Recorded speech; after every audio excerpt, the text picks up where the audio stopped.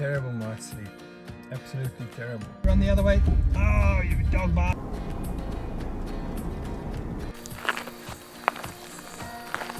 Despite the soaring heat in December in Outback, Queensland, I decided to go on a little adventure myself.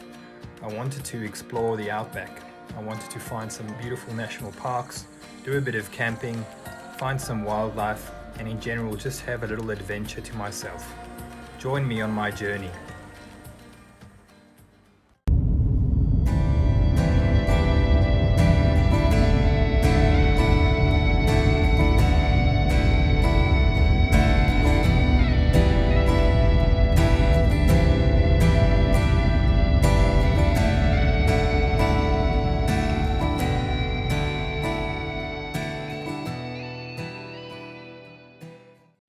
I left home at 6:30 in the morning, very excited for my journey and for the adventure that lay ahead.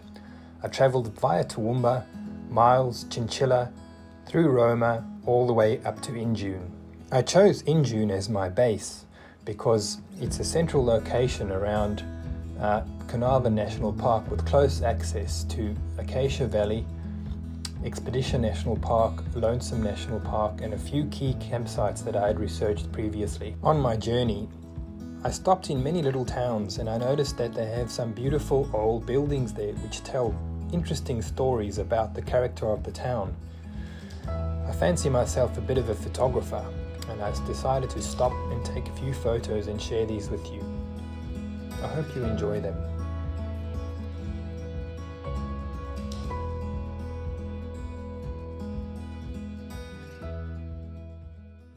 Finally reached Injune, and one might be forgiven for thinking that this is merely a truck stop for the many road trains that you pass along the way here.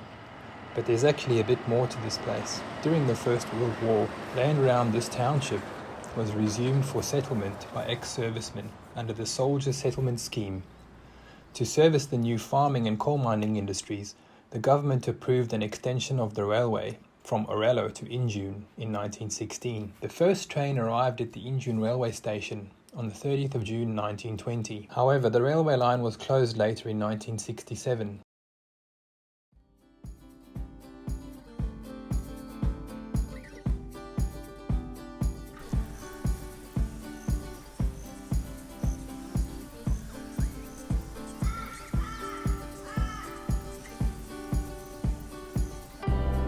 So this is the road from Injune to Top Moffat campsite.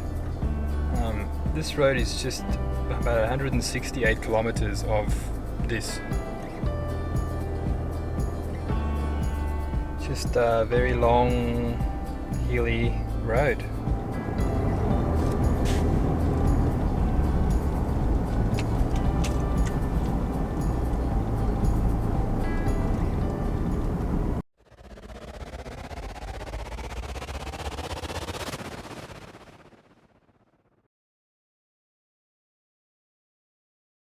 The GPS on my phone, never use that again, took me on a 320 odd kilometer drive,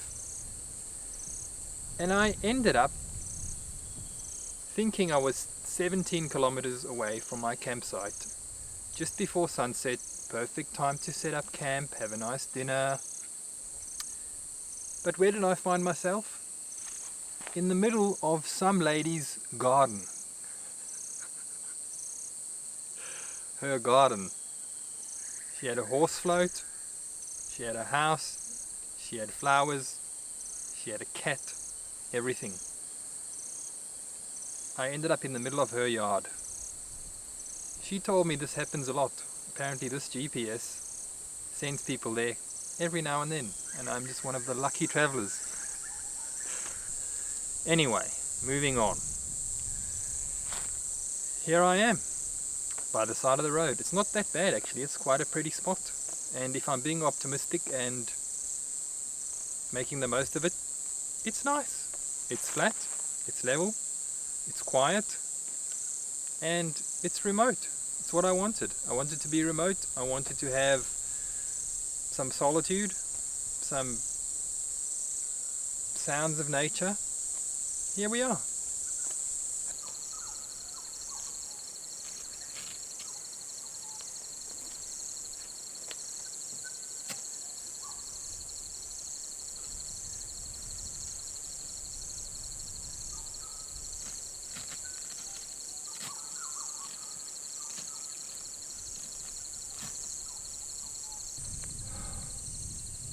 "3 minutes," they said.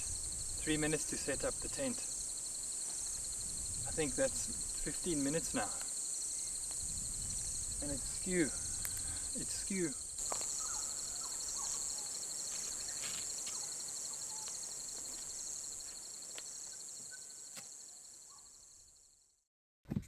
I had a terrible night's sleep.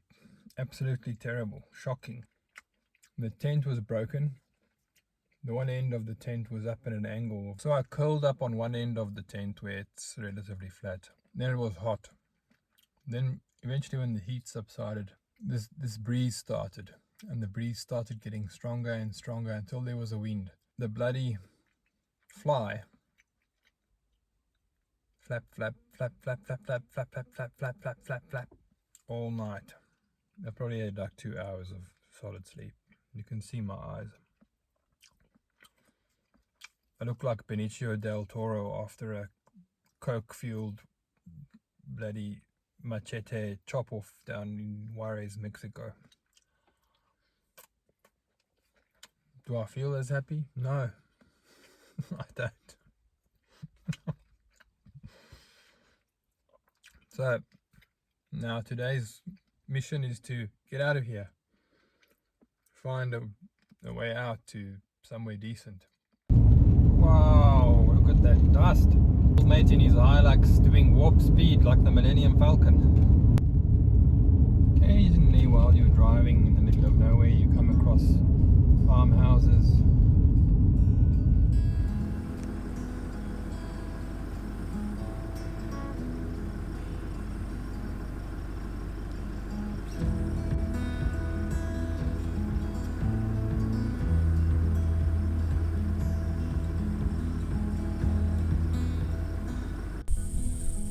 I was on my way to Expedition National Park and I saw a sign on the side of the road that said point of interest. So I turned off, found this gate. Apparently this is an interesting historical site. I'll show you. Such an amazing story. I had no idea. Stopping here and reading this, incredible.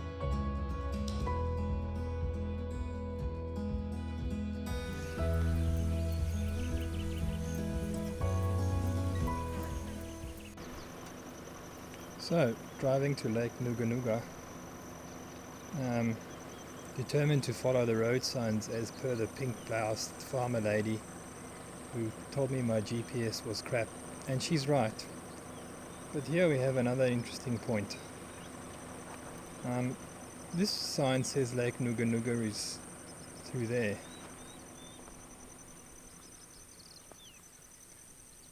I don't think so. Now, using my experience and eyes, if you look down this road, there's a road turning left there, and if you look way off in the distance you can just about see some water. I'm guessing that's the lake, so I'm gonna turn left. I think what's happened is something or someone has come along here and bashed that sign. Skew. You can see the end cap at the bottom of the Lake Nuga road sign. Probably belongs on the top of that tourist drive Arrow 8 pole. Interesting. Anyway, I thought I'd help some fellow travelers.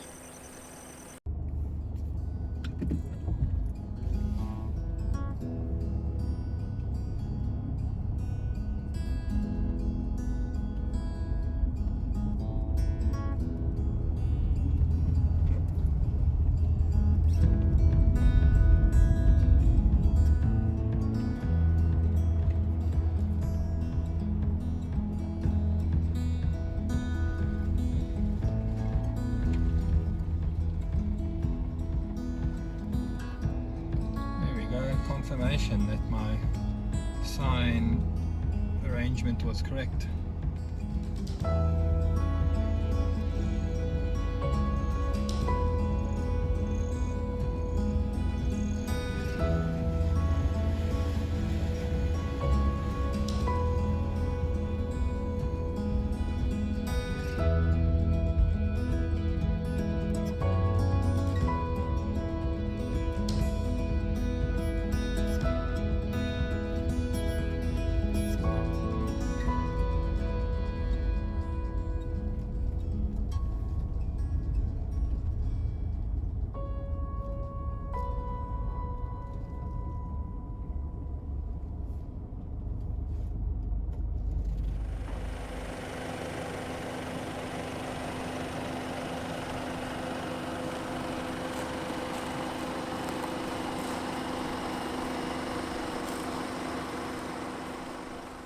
So I finally got to Lake Nuga National Park, and here I am just at a nice camp spot next to the lake. I actually think this would be a pretty good place to camp at night, but I've decided to stay in my motel for tonight since I've paid for the whole night. I had a really great sleep this morning after I got there. I had a nice hot shower, had a coffee, something to eat, put the aircon on, and I had a good 3-hour solid sleep. Woke up feeling great, feeling refreshed, energized, and came out to do some filming. So I thought I'd do a bit of catch up filming, and I looked at the map, and I found that this lake isn't that far from the motel. It's about 139 k's, and to be honest, most of the road is bitumen. It's a pretty good, wide, well-maintained road. I've driven worse roads in some capital cities around the world. It's very good. So I'd say more than 85% of the road is bitumen, smooth, and they've also got those reflective markers on the side of the road. So based on all of that, I've decided to do some sunset photography here, a bit of filming, and then I'll drive home just after dark. The roads, as I said, are good. Got good lights on the car, so not worried.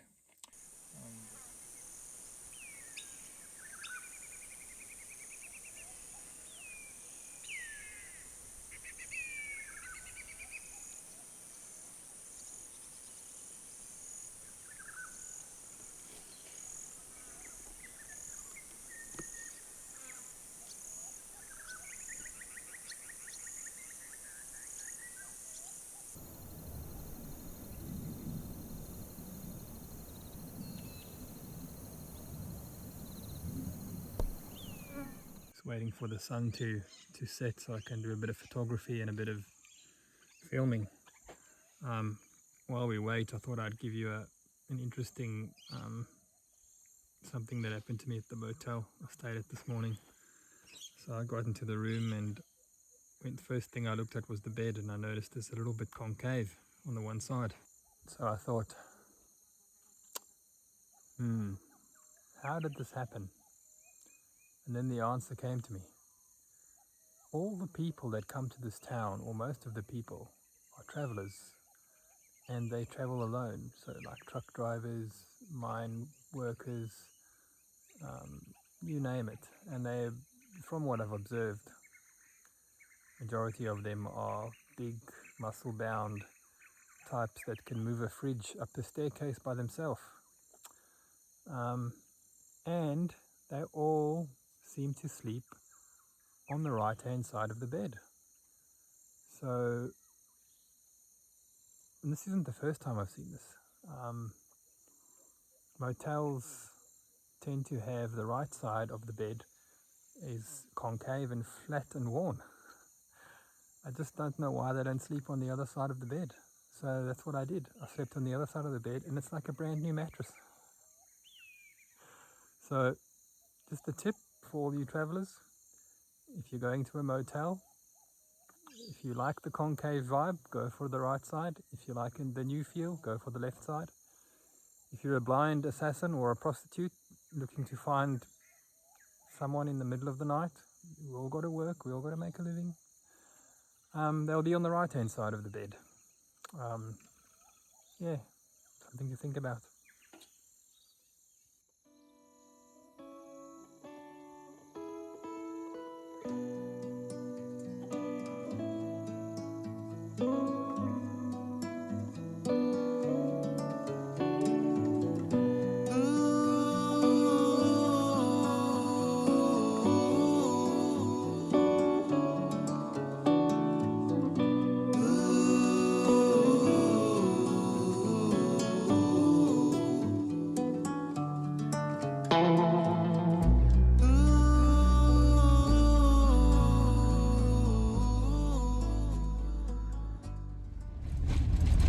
Don't run this way, run the other way. Oh, you dog bastard.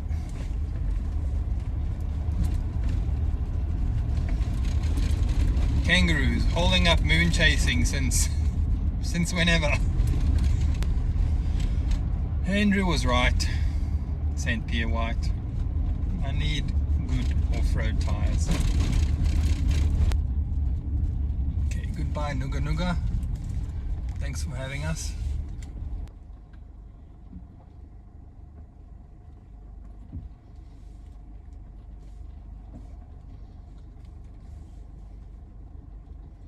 Easy does it, easy does it. Everybody calm, stay calm. Righto, thank you ladies and gentlemen, and good night. Have a good night standing around doing whatever it is you do. Bye bye.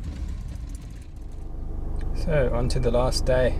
Had a great sleep last night and heading out to Expedition National Park to Lonesome Campsite. Just do a bit of exploring today. It's too hot to do anything else.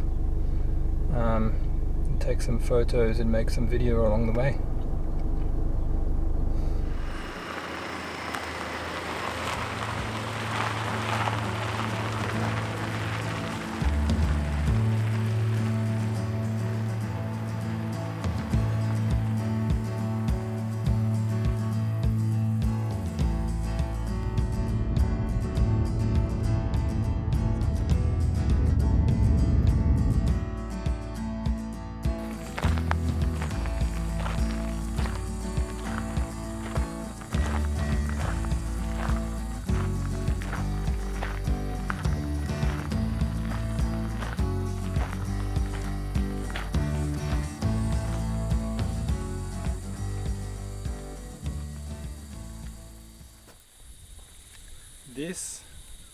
This is it.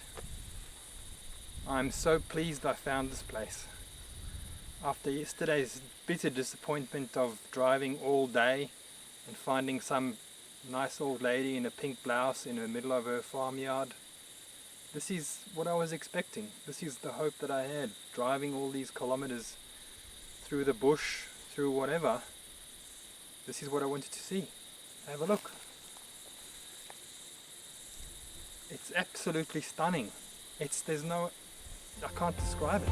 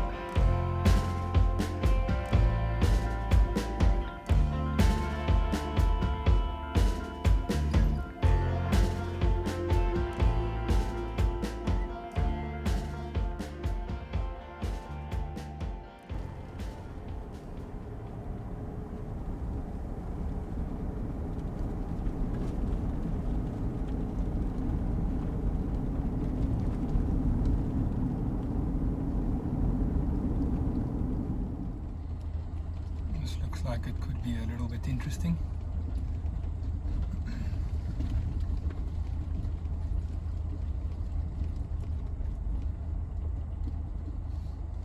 Just gonna go and test that surface out quickly.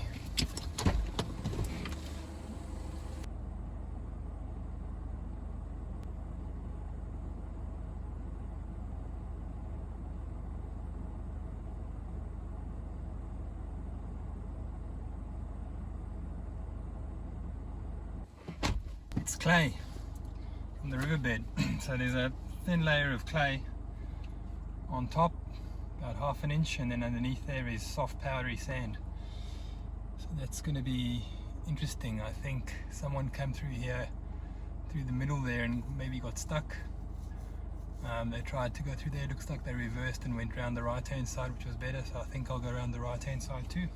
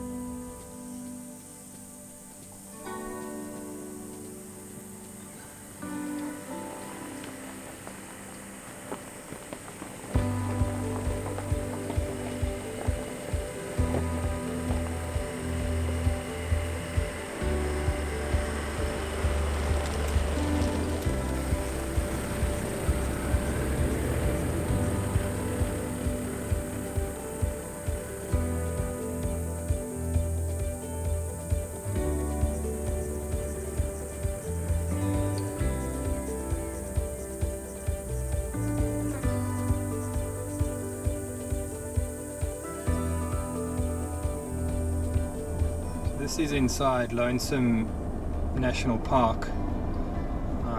Just going to do a bit of exploring today. This grass, minus the flowers of course, reminds me so much of Africa on a few of the trips I've been. Particularly Moremi in Botswana. I remember that vividly.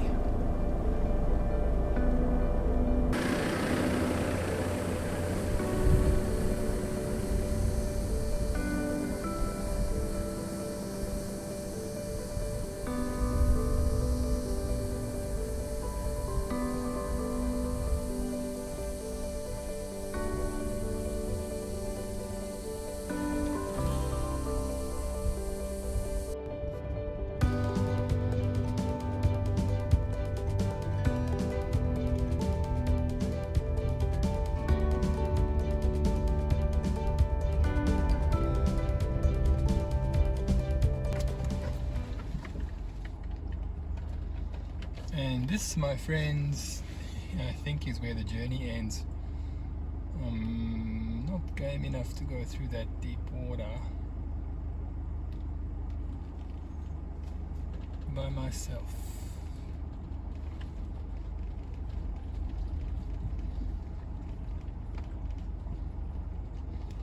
Let's go and check it out first.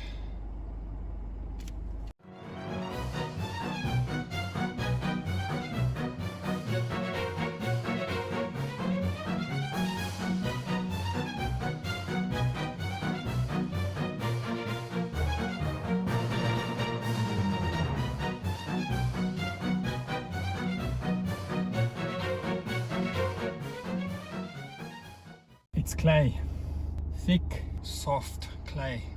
There is no way you can get through there. No way. You're going to get down to the middle of that water and you're just going to bog in, get stuck, wheels are going to spin, you're not going to get through. So, not today. You want to slide into one of those recesses, I tell you what, you will be stuck, absolutely. Oh my gosh. Oh, there's another one of those clay layered soft sand riverbeds. I just got right royally stuck. You wouldn't believe it, in the bloody dry riverbed. I stopped to do a bit of filming here in this beautiful eroded riverbed, and the sand just turned to powder. I just got stuck. I had to plough my way out of there. Look, have a look at this. These are my tracks. The soil has this very thin top layer. It's quite firm, but once you put any amount of weight onto it, certainly the weight of the vehicle, it just bogged in, stationary. Have a look.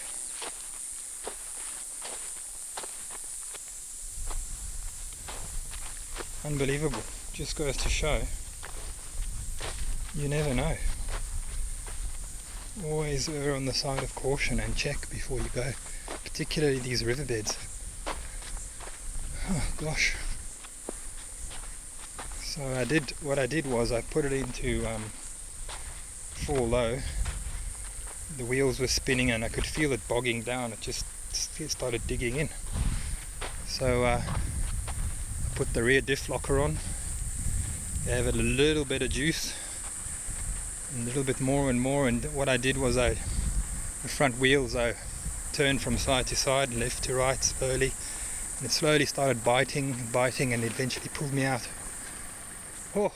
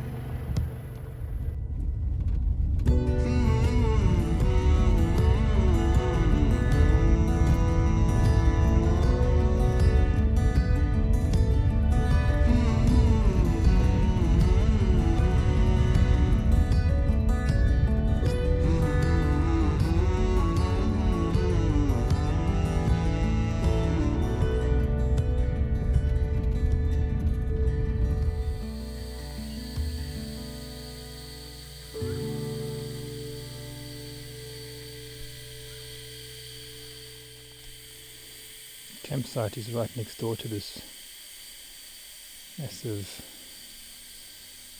ravine.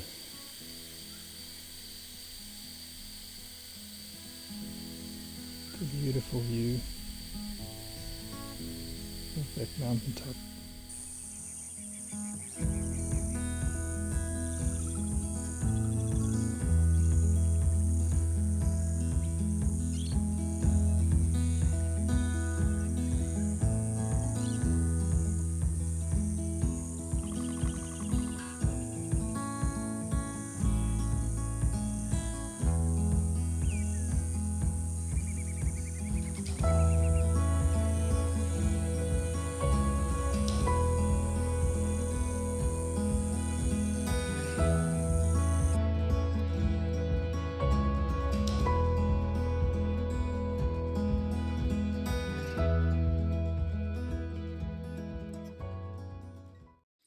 Okay, so I made it. I'm here. It's about 4:30 in the morning. It's blue hour. Just got a nice bit of light coming up over there in the east. I'm going to take a few photos. Sleep was a bit better last night, but still not the best. Anyway, here I am.